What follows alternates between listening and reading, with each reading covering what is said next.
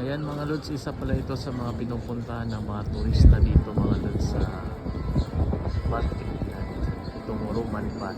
Yan yun mga lods. Kita nyo yan mga lods, oh, parang ano, magic, oh. Walang upuan mga lods. Ay maraming tao dyan mga lods, yan yung pinupuntahan nila dito.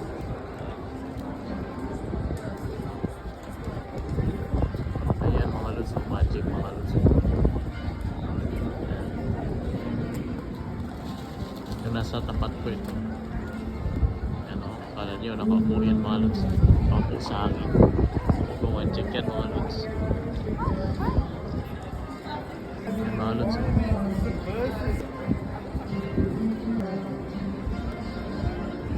Galing mga lods.